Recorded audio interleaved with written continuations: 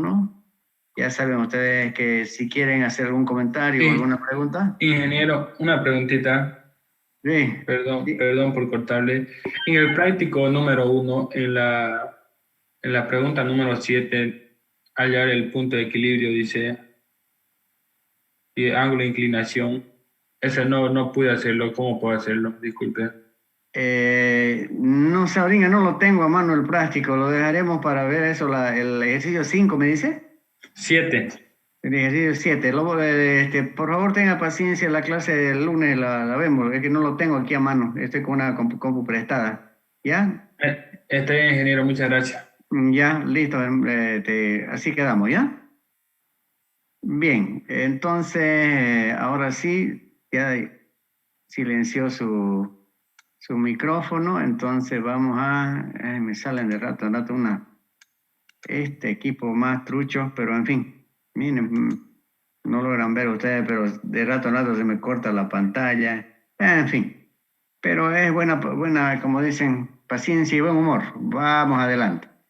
Bien, queridos jóvenes, entonces ahora vamos a continuar viendo ejercicio de fuerza y en este caso yo les preparé un ejercicio que seguramente lo tienen a mano porque está en la fotocopia y que lo vamos a comentar para luego entrar ya a lo que son centros de gravedad. Para esto vamos a grabar para después pasarle la grabación por el Classroom, ¿listo? Bien, entonces les había dicho yo que íbamos a ver un ejercicio que lo tengo aquí y que está en la fotocopia que preparé para ustedes, pero en la fotocopia dice analítica y gráficamente. Dada la dificultad que tenemos con esto de la virtualidad, es muy difícil trabajar gráficamente, por lo tanto nos estamos concentrando nomás en soluciones analíticas. Eso, digamos, para evitar problemas con que estar dibujando y todo, que es muy complejo, y también les alivia a ustedes un poco la cuestión de avanzar con la materia. Bueno, fíjense que en este ejercicio, que es un ejercicio de una barra que está sometida a diferentes fuerzas, fíjense, inclinadas, para arriba, para abajo, etcétera, ¿no? Aquí están las intensidades, etcétera. Tenemos que hallar tres cosas. Primero, la fuerza equilibrante para que esta barra esté en equilibrio, para diseñar ya posteriormente el material, las dimensiones, etcétera, pero eso ya es otra cosa compleja, complementaria. El ángulo de inclinación, este ángulo alfa de inclinación de la equilibrante respecto al eje horizontal y la distancia en la que tenemos que aplicar la equilibrante ya a partir de este punto A para que esta barra no se mueva. Bien, inicialmente entonces tenemos que hallar para poder determinar el valor de la fuerza equilibrante las componentes X y Y de la equilibrante, porque esta equilibrante es inclinada y es un lío trabajar con fuerza inclinada. Por eso nos vamos a las ecuaciones de equilibrio estático. Recuerden ustedes que las ecuaciones de equilibrio estático son tres y nos dice que un elemento está en equilibrio si se cumple que la sumatoria de fuerzas horizontales sea cero, que la sumatoria de fuerzas verticales sea cero y que el momento tomado respecto a cualquier punto también sea cero. Eso equivale a decir que el polígono de fuerza que se va a formar entre la fuerza de trabajo, la de apoyo y la equilibrante va a ser un polígono cerrado, por lo tanto no hay resultante. Ya, el resultante es cero. Bien, pero vamos ya a lo que es la solución en sí. Como podemos ver, aquí hay fuerzas, como les decía, inclinadas, esta es vertical, esta es para arriba inclinada en 80 grados, esta en 70 y con diferentes intensidades. Entonces aquí nosotros, para ver más o menos, porque puede ser que tomemos la equilibrante en cualquier dirección, después el signo nos va a decir si estamos bien o mal, pero siempre es bueno hacer un cálculo preliminar. Es decir, aquí nosotros vemos, en el sentido horizontal, por ejemplo, aquí tenemos una componente de una fuerza de 70 kilogramos que va a ir hacia la derecha. Esta otra es una componente de 200 kilogramos que va también hacia la derecha. Y aquí tenemos solamente una que es de 50 kilogramos fuerza a 80 grados. Eso quiere decir que las componentes horizontales de esta y esta seguramente van a hacer que la barra se mueva hacia la derecha y esta no va a compensar, por lo tanto tenemos que equilibrar con una horizontal adicional. En el caso vertical, entonces, digamos, la componente X de la equilibrante va a ir hacia la derecha. Ahora, en el sentido vertical, aquí tenemos 70 para arriba y 50, más o menos 120 kilogramos fuerza para arriba. En cambio, aquí tenemos 200 y más 100, 300. Vale decir que lo más probable, prácticamente seguro, es que la barra se va a ir para abajo. Entonces, para que no se vaya abajo, tenemos que dar un equilibrante en Y hacia arriba. De tal manera que con componente X hacia acá y componente Y hacia arriba, la equilibrante va a ser seguramente con una inclinación parecida a esta y dirección también. Veamos, vamos a verificar ahora con los resultados. Entonces, como esto tiene que estar en equilibrio, aplicamos las ecuaciones de equilibrio estático que acabo de repasar con ustedes y empezamos hallando la sumatoria de fuerzas horizontales 0. Primera condición de equilibrio. Entonces, lo recomendable es cuando tenemos, como en este caso, una barra, es una barra grande de 1,5 metros prácticamente, ¿no? Pero pueden ser elementos pequeños igual que están sometidos a N fuerza de trabajo y de apoyo con los demás elementos. Entonces, para no estar omitiendo fuerza o duplicando datos y llegando a resultados errados, siempre es bueno adoptar un sentido. Y para nosotros lo más normal es, nosotros escribimos de izquierda a derecha, ¿no es verdad? Entonces empezar de la izquierda a buscar toda la fuerza desplazándonos a la derecha y así no vamos a omitir. Empezamos entonces con esta. Recuerden, lo hemos visto en la clase anterior, la componente horizontal es la fuerza por el coseno. Como empuja hacia la derecha, positivo. 70 por el coseno de 70, voy a subir. 70 por el coseno de 70, la componente X de esta. Seguimos buscando esta inclinada, va hacia la derecha, más 200 por el coseno de 80. Aquí está, por el coseno de 80. Seguimos, esta fuerza aparece y hemos visto que la equilibrante hemos supuesto que va a ir hacia la izquierda, por lo tanto sería menos EX, la componente X de la equilibrante, ya. Seguimos, esta fuerza es vertical, por lo tanto no tiene componente en X, y esta sí tiene componente hacia la izquierda, por lo tanto menos 50 la intensidad de la fuerza por el coseno del ángulo de inclinación. Entonces, esto nos permite hacer un despeje inmediato, porque esta es nuestra única incógnita, y vemos que la componente X de la equilibrante, la que empuja hacia la izquierda, en efecto había sido así porque nos ha dado signo positivo, es de 49.99 kilogramos fuerza. Esto ya es muy fácil, ya es cuestión de una calculadora y van a verificar. Bien, segunda condición de equilibrio, sumatoria de fuerzas verticales igual a 0. ¿Por qué? Porque tiene que haber equilibrio. Esto no puede moverse y la condición, la primera pregunta es ¿cuánto debe valer esta fuerza para que la barra no se mueva? Entonces, sumatoria de verticales, igual, desde izquierda hacia la derecha. En este caso, como la componente va hacia arriba, hemos dicho fuerza vertical hacia arriba positiva. Entonces sería 70 por el seno del ángulo de inclinación. Aquí está, 70 por el seno. Seguimos buscando, esta va para abajo, menos 80 por el seno de 80. Ahí está, menos 200, perdón, por el seno de 80.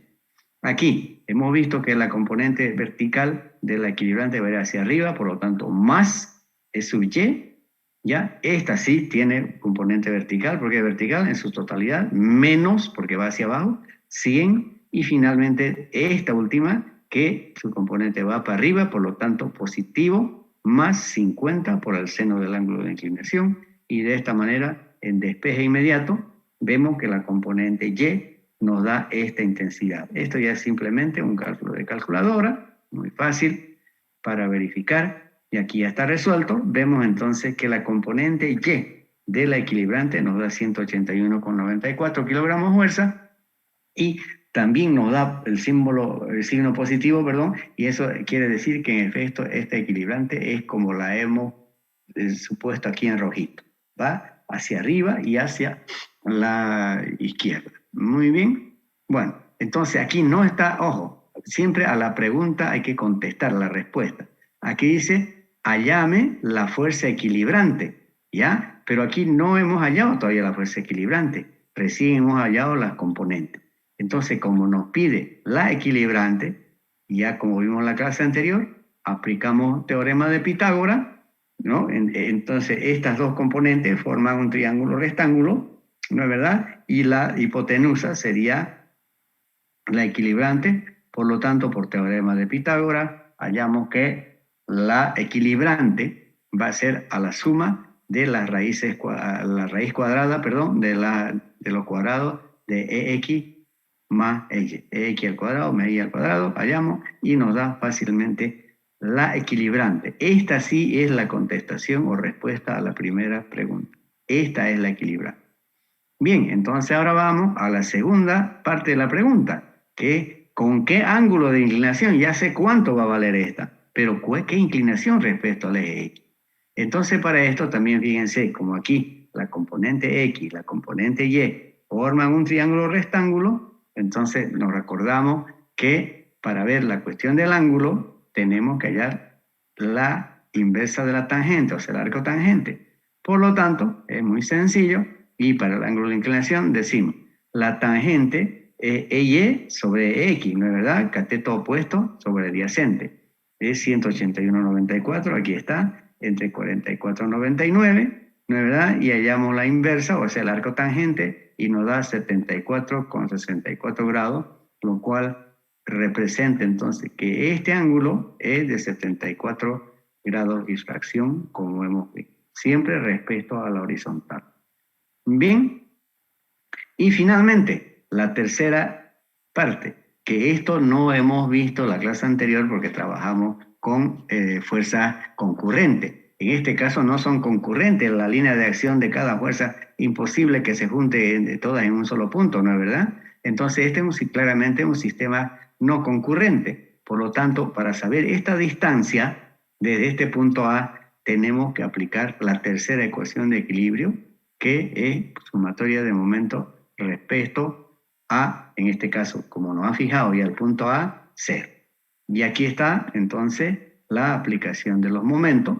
Ya, bueno, vamos a ir viendo para arriba y para abajo, van a disculpar. Entonces, empezamos recordando que siempre tenemos que tener en cuenta la simbología, por un parto, y el sentido. Entonces, como vamos a hablar momentos respecto a este punto, vemos si la fuerza, al fijarse acá, va a hacer un giro horario o antihorario. Entonces, en este caso, como va a ser el giro respecto a este punto sentido horario, momento positivo. En cambio, esta no, negativo, ¿no es verdad? Pero en este caso, la X, solamente la X viene así, no tiene brazo, pero la Y sí. Esta, positivo, horario, y esta, negativo, antihorario. Y de esa manera, tomando fuerza por distancia, vemos que aquí está el momento. La primera, 200 que hemos visto por seno de 80, es la componente vertical. Por 50, que es 50, es la distancia. Es decir, estamos trabajando con las componentes verticales porque las horizontales pasan por el punto y no tienen momento. Menos E sub Y por D. Aquí está.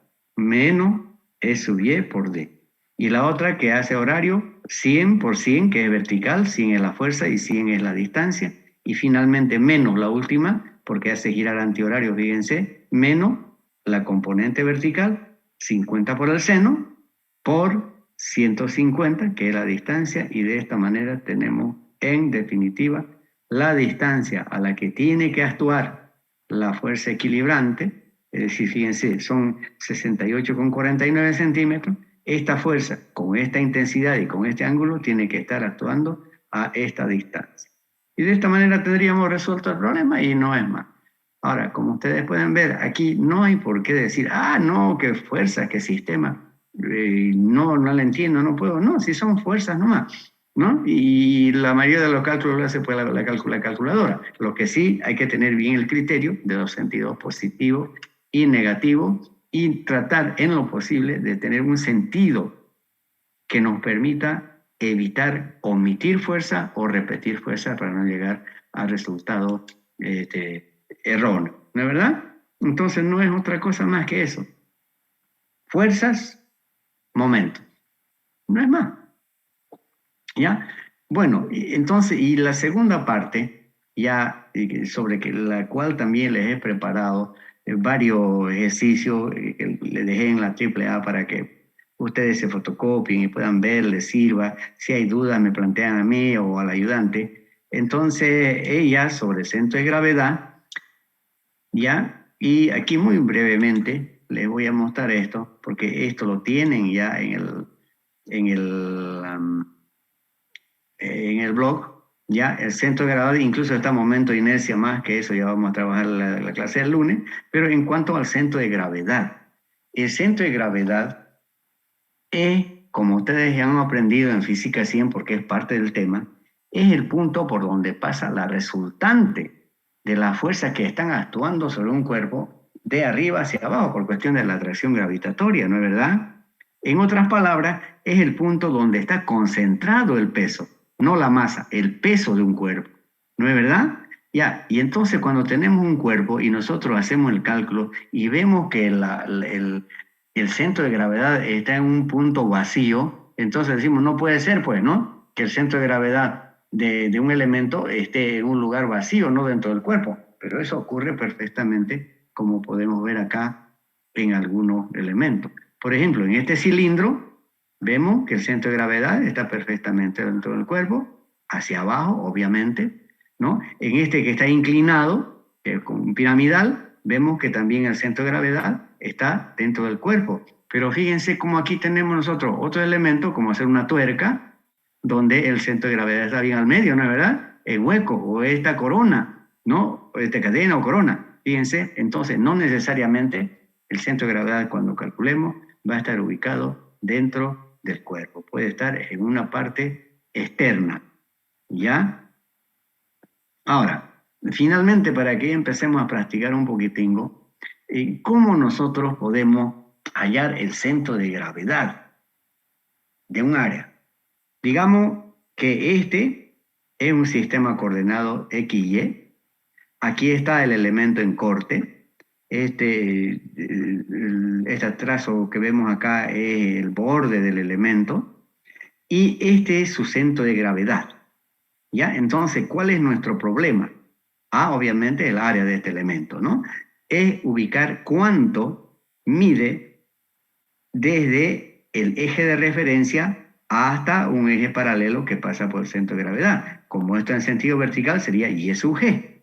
¿Y cuánto mide desde acá, desde el eje Y hasta el centro de gravedad? Como es en dirección X, sería X sub G. ¿Cómo hallamos estas coordenadas?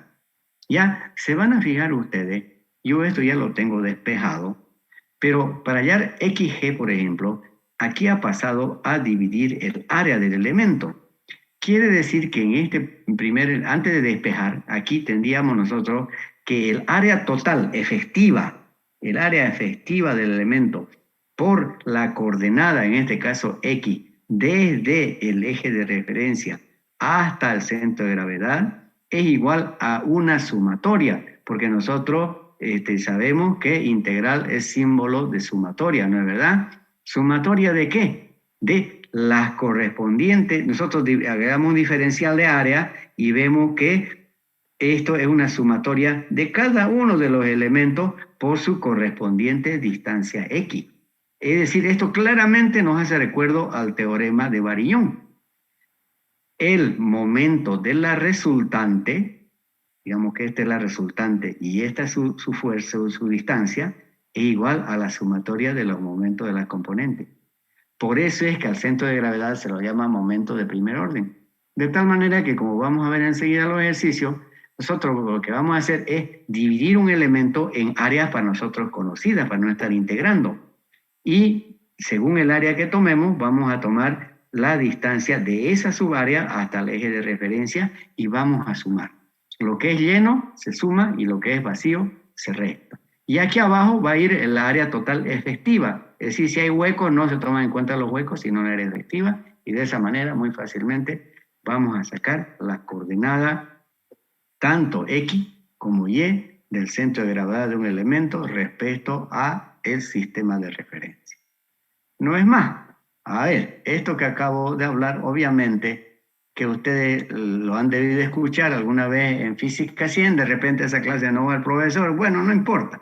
la cuestión es que nos aclaremos, que nos ubiquemos perfectamente que el centro de gravedad es el punto donde está actuando el peso de gravedad. ¿Ya? Entonces aquí yo he preparado para ustedes, queridos jóvenes, estos 3 ejercicios que después se los voy a pasar vía Classroom. Por ahora los vamos a ver en clase porque los flojos van nomás al Classroom y no trabajan con nosotros, ¿no? Entonces ahora yo sé que ustedes, además yo tomo lista, ustedes saben, ¿no? Y grabo y al grabar tomo lista de los asistentes. Eso para mí vale mucho. Bien, por ejemplo, aquí con el primer ejercicio. Dice, hallame los valores del centro de gravedad. Vamos a empezar con esto. Lo demás lo vamos a hacer en la siguiente clase. ¿Ya? Hallame el centro de gravedad de este elemento. Este elemento es chiquitito, fíjense, 4 por 3 centímetros. Una chavetita de un calibrador. ¿Ya? Pero tiene esta forma. Entonces no es una forma que nosotros conozcamos, es irregular. Entonces, ¿qué es lo que hacemos cuando nosotros tenemos una forma irregular de un elemento como en este caso? Lo dividimos en áreas para nosotros conocidas. ¿Ya? En este caso, podíamos tener alternativas. Digamos, yo tomo así un rectángulo grande y le quito este hueco y este hueco. Es complicarse la vida. Yo creo que en este caso lo más fácil es decir, bueno, lo dividiremos este elemento en estos 3 rectangulitos. 1, 2 y 3. Los 3 son llenos. Por lo tanto, aquí en este ejercicio no hay nada que vaya a restar. Ahora, les voy a pasar rápidamente, les he pasado yo en la fotocopia, están viendo los ejercicios con los que vamos a trabajar, en la fotocopia que se han sacado en AAA, les he hecho un formulario así a machete, como dice a mano, donde vemos, por ejemplo, aquí está un rectángulo y vemos que el centro de gravedad de un rectángulo respecto al eje X o respecto al eje Y es a la mitad de su base o a la mitad de su altura. ¿No es verdad? Bien, después veremos triángulo, ahí está el triángulo, el círculo, el semicírculo, las figuras más conocidas con las que más se trabaja. Si hay otra figura compleja o diferente, bueno, lo buscamos en una tabla, lo vamos a estar integrando, ¿ya? Ya en aplicada 1 y en cálculo han aprendido centro de gravedad con integrales. Ahora ya no venimos. Entonces, bueno, pero vamos a lo nuestro. Como tenemos el elemento 1, 2 y 3, entonces tabulamos. Esto sí que es importante, porque uno, como es tan facilingo, aquí es 1 centímetro, aquí es 2 centímetros, podía hacerlo de memoria e ir repasando aquí los datos. Pero esto es bueno tener porque hay otras cosas más que calcular, ya para cuestión de diseño. Y después, ¿dónde era, cómo era? Mejor es tenerlo registradito y así rápidamente puede uno revisar, corregir o enmendar, ¿no? Entonces, vamos aquí al elemento 1. Fíjense, este rectangulito, base por altura es el área del rectángulo, ¿verdad? Base 2, y está 1 y 1 por altura 1. 2 por 1, 2 centímetros cuadrados. Ahora, la distancia X desde acá hasta el centro de gravedad, como este está apoyado, es la mitad de esta, ya sería la altura. La mitad de esto, es decir, 2 dividido entre 2, 1 centímetro. Y la coordenada Y, desde el eje sería desde acá hasta acá 1, desde acá hasta acá 2, y desde acá, desde la base hasta acá la mitad, 0,5, 2,5. ¿Ven? Y así, este por ejemplo es un cuadrado. Ahí con el cuadrado, ¿qué hago? Si el cuadrado pues, es un caso especial de rectángulo, que tiene igual base y altura, lo mismo. Área, base por altura. Base por altura, 1 centímetro cuadrado. X, desde acá hasta acá, 0,5. Y, desde acá hasta acá, 1 para empezar, y desde acá la mitad, 0,5, 1,5. Y finalmente, este de acá, fíjense, este de acá viene a ser base 4 por altura 1, 4 centímetros cuadrados.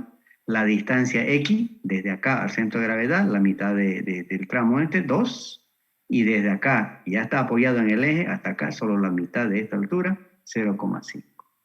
¿Ya? Y entonces, teniendo esto, ya nosotros podemos hallar el área efectiva. ¿Se acuerdan que a dividir va el área efectiva? ¿Y cuál sería la área efectiva? Como todas las que hemos tomado son llenas, entonces sumaríamos área de 1, de 2 y de 3. Aquí está.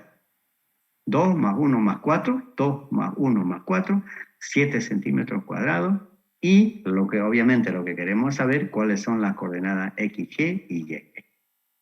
Y listo. Y entonces ahora lo voy a subir esto un poco porque a veces después nos pone en el YouTube letrero ahí abajo. Bueno, aquí el centro de gravedad entonces. ¿Pero qué es esto? Lo que me acaba de mostrar el profito. ¿Ya? Aquí está la coordenada X. Esto es lo que yo estoy buscando. Eso me pide, para empezar, coordenada del centro de gravedad. ¿Ya? Y entonces aquí abajo va a ir el área efectiva. ¿Cuánto es el área efectiva? Sin huecos, sin nada, lo lleno, 7.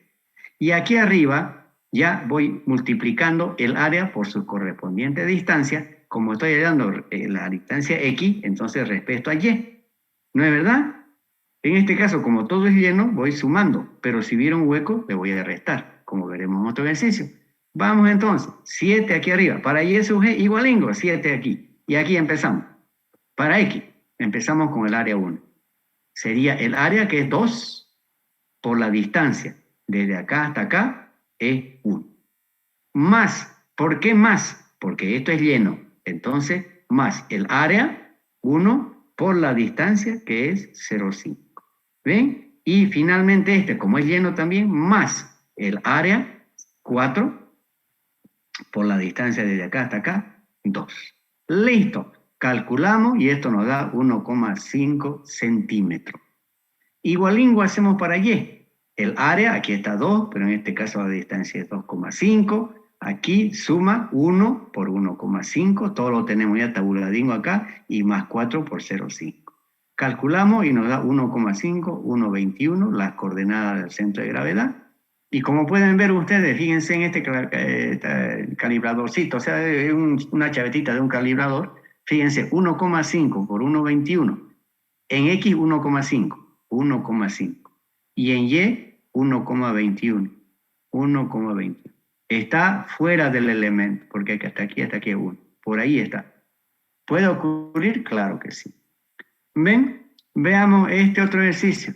Esto está terminadingo, lo vamos a ir viendo con toda calma. A la pinta. Aquí esto ya no está tan simpático, digamos, ¿no? Bueno, ¿qué pasa aquí? Yo tengo este elemento irregular y yo tengo que hallar el centro de gravedad. Entonces lo primero es hacer lo más práctico para vos, para que tengas áreas para vos conocidas y con las cuales podrás trabajar.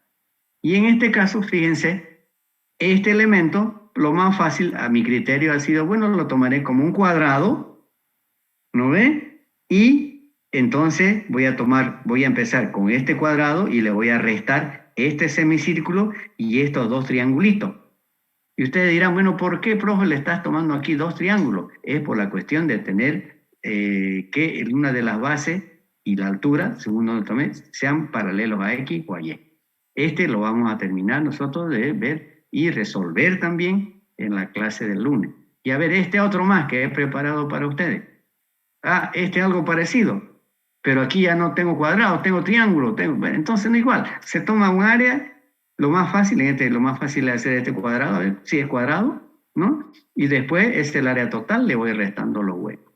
Y van a ver ustedes cómo los centros de gravedad, en el caso, viéndolo rápidamente, porque no vamos a calcular ahorita, lo que es negativo, lo que es hueco, se resta. ¿Ven? Estos seguramente son este y este hueco. Esto debe ser el cuadrado completo y aquí le estoy restando los dos huecos. ¿Y esto de aquí abajo qué es? El área efectiva. ¿Y cómo he calculado? He ido tabulando uno por uno, conociendo triángulos, rectángulos, etcétera, lo que sea, ¿no? Y tengo entonces el área efectiva que llega a dividir. Queridos jóvenes, entonces, con esto que estamos viendo, yo creo que la clase del lunes ya vamos a poder seguir avanzando, porque este mismo nos va a servir para hallar los momentos de inercia, los productos de inercia y finalmente los valores de inercia para diseño. Van a ver cómo es de interesante, es de fácil, no hay donde perderse, lo único es ser cuidadoso con los valores y los signos. Bien, voy a dejar de compartir, queridos jóvenes, por si tengan ustedes algo que comentar.